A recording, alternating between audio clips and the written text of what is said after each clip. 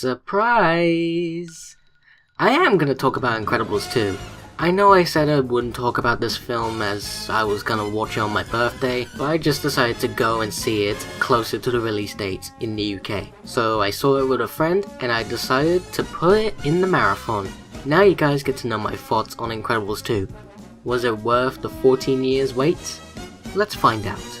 So this film takes place immediately after the first movie. Parr family fight the Underminer, and it turns out that the boy that Violet likes named Tony saw Violet in her suit, and so gets his memory wiped of her as a super. The Underminer escapes and the Parr family gets arrested for what happens since superheroes are still illegal. We find out that they live in a motel, and they find out that the program they're on is shutting down. And then Lucius pops over and tells both Bob and Helen that someone wants to talk about bringing superheroes back. The two people putting it together are both brother and sisters Winston and Evelyn Delver, played by Bob Owen Eric and Catherine Kenner. They give the first task to Helen, and so Bob has to look after the kids while Helen is away, battling and finding out who is the new villain in town, the Screen Slayer. And while Bob is looking after the kids, we find out that Tony has no memories of Violet at all, and Jack starts getting new powers. This film's story was awesome and totally worth the wait. The big question is this film's story better than the first movies? I actually think it's just as good. One thing to know is that it's kinda like the first movie, but it doesn't do it like how Toy Story 3 did to Toy Story 2 and a little bit of the first Toy Story. It actually does it right, and I find it better than how Toy Story 3 did it. So it's just as good as the first film. One thing I should mention is that there was another version of an Incredibles sequel, in the form of a video game titled The Incredibles Rise of the Underminer. It's a pretty good game, and I find enjoyment from it. Though I think the movie sequel is better than the game, but this was good enough for waiting for the sequel to come out. I might cover it on my gaming channel at some point, but that'll probably be after I've done the playthrough on the video game adaptation of the first movie. I love the characters in this film. Helen gets to do all the hero work this time around, and she is so action-packed. I have the same amount of enjoyment from Helen in this film that I had with Bob in the first movie. I love how she's happy that Bob allowed her to do the hero work, and it's a step closer for heroes to become legal. Let's not forget that she's fine. Oh come on, you weren't thinking that? Bob is pretty enjoyable here, as this time around he looks after the kids, and thankfully him looking after the kids we see in the trailers don't happen throughout the whole film. Sure, the idea of the other parents looking after kids has been done before, but they put their own take on it, with the whole, of course, being a family of supers. And he brings some funny moments, like with his main struggle with Jack, and him learning that he has powers. Wait, didn't they already know he had powers near the end of the first film? Maybe they didn't notice it as they didn't say anything about his powers. I don't know. Dash is fine. He gets along with his dad, and mainly has stuff like his maths problems. I can relate to that years ago. He even does a little bit of Bob's "yeah baby" quote, and has some good interactions. Violet has the most character development out of all the characters.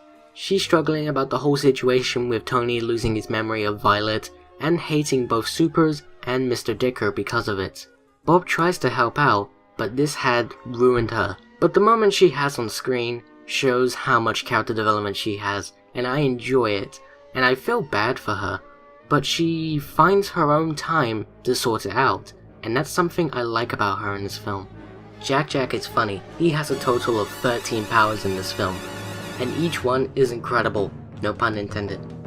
And he brings so many funny moments to the film, and I love every single moment we have with him. And one thing I want to talk about, I'll get into in a little bit. Then there's Lucius, and he doesn't appear as much. I like that he was the first one to find out about the hero stuff, and I like that he tries to see if Bob is okay with taking care of the kids. I even like the little moments we got with his wife. though it isn't better than "Where's my super suit?"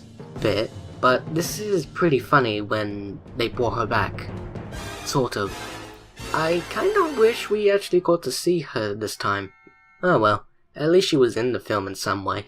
Edna Mode is back and still voiced by the director of the film, and what she does here is really great stuff, as she does a couple of experiments on Jack Jack with his new powers, and makes him a new suit, and I love the moments that Jack Jack and Edna has together.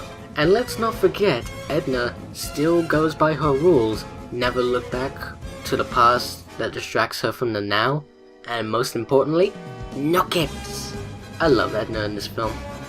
Other characters like Mr. Dicker and Tony are mainly just there to make the plot move forward, and Mr. Dicker is mainly in the beginning, but he does make the whole thing of Tony losing his memory, so that's something. And then there's the new characters. First off, we have the new supers we get to meet. I like their powers and what they can do. It's creative thinking, but with some similarities to existing Marvel and DC comics. And they have a decent screen time, though I think we should have had more time to get to know them, like a backstory on how they got their powers or how the no superhero effect was on them. One of the new heroes named Void is basically like a fangirl on Elastigirl, which is fine, and it doesn't happen throughout her whole screen time. Winston and Evelyn are great characters. Winston really loves superheroes, and I can relate to that since I love superheroes, and does what it takes in order to make supers legal again.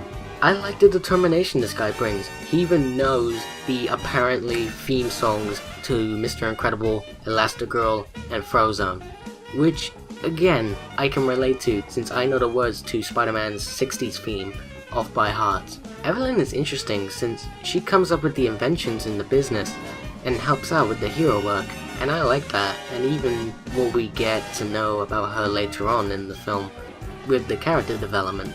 And then there's the villain of the movie, and yeah, isn't a better villain than Syndrome, as I think he's a better villain, but Screenslaver is pretty decent, and I like that it can cause mind control. I say it because we didn't get to know if it's a man or a woman. I won't spoil what we find out, but it is quite shocking. I'll say it goes through the plot twist thing that other Pixar films have done, but it does it pretty well, as I wasn't expecting that character to be Screenslaver. By the way, I should note that if you have photosensitive epilepsy, keep in mind that there are some scenes with moments where that can happen, so make sure you are fully prepared for it, which only happens 2 or 3 times in the film. The animation here is even better than the first film. The locations, the landscapes, the lighting, the character models, and the action sequences are all top-notch stuff, and even better than the first movie. But I still have a soft spot for all of that in the first movie. But this is even better here. Michael is back at it again as the composer, and what he does here feels like the first movie, and it's also even better. Though I wouldn't say it's his best composing work, as both Coco and Inside Out are better, but this film is just as good. I love the new pieces of music, and the theme tunes of Mr. Incredible, Frozone, and Elastigirl. They are so catchy, and I love the remixes we got as well. Incredibles 2 is another great sequel from Pixar. The wait was totally worth it. I highly recommend this film to those who love the first movie. I think this is the best sequel we got from Pixar. Though the thing is, I can't think which is better. So I think Incredibles 2 is just as good as the first movie, so they are tied together. It's still on the big screen by the time this video is up, but in a couple of months it'll be on DVD, so check it out whenever you can. Another Pixar film I highly recommend.